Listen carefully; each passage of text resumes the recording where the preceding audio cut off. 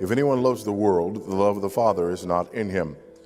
For all that is in the world, the desires of the flesh and the desires of the eyes and the pride of life, is not from the Father, but is from the world. The world is passing away, along with its desires, but whoever does the will of God abides forever. In one way, this passage seems like it ought to collapse under the weight of other texts.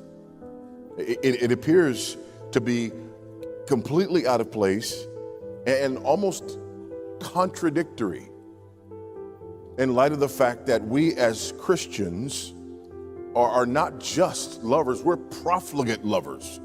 We are called to love like nobody's business. We love because God is love.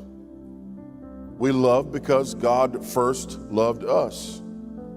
We love the Lord our God with all our heart, soul, mind, and strength, and we love our neighbor as ourselves. There are myriad commands to love one another. In fact, that's how the world knows that we're Christians, by our love and our love for one another.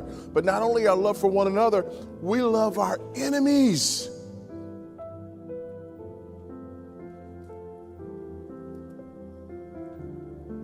By love, we fulfill the law. The Apostle Paul says in Romans 13, 8-10, owe no one anything except to love each other. The one who loves another has fulfilled the law. For the commandments, you shall not commit adultery, you shall not murder, you shall not steal, you shall not covet, and any other commandment are summed up in this word: you shall love your neighbor as yourself.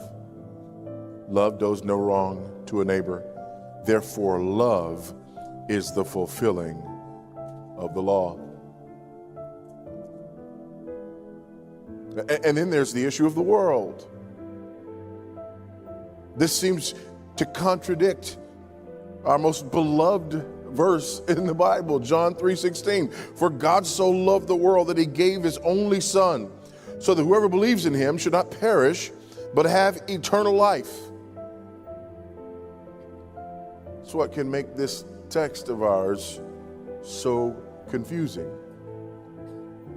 In light of all of this, it comes as a shock to the system when we read the words, do not love. And yet, there they are. Do not love. Even when I just let that sit there, you don't like it. You're like, finish your sentence. No, I want you to hear those words. Do not love. It's a command, which means that if we violate it, that we're in sin. In other words, love can be sinful. Remember, I told you this is an important word for our day. Love can be sinful. We live in the midst of a culture that needs to hear that. It needs to hear that from us, because it's coming at us with this whole love is love mentality. And how can you be against love? Nobody can be against love. Certainly Christians can't be against love, because God is love and we are called to love. Therefore, how can you stand in the way of any two people who love one another? But our text today makes it very clear that there are instances when love can be sinful.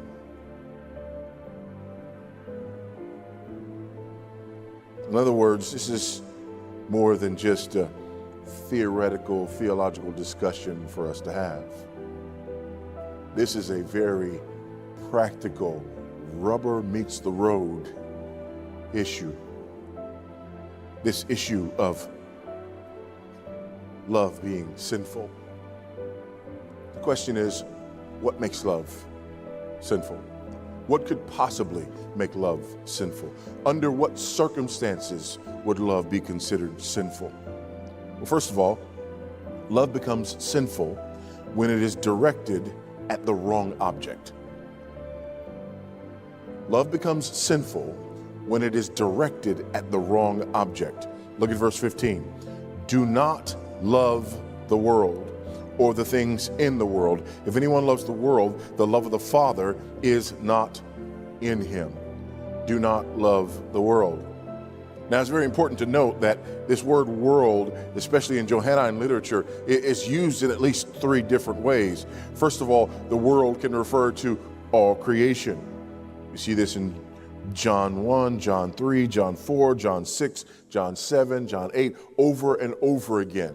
This word cosmos refers to all the world, to all the created universe. John is not saying here that we should not love this universe, this world, this earth that God created. That's not what's being said here. Secondly, the term world refers to the people that inhabit this world that God created. And God is not saying, do not love people, do not love mankind. Absolutely not. We know that it doesn't mean that.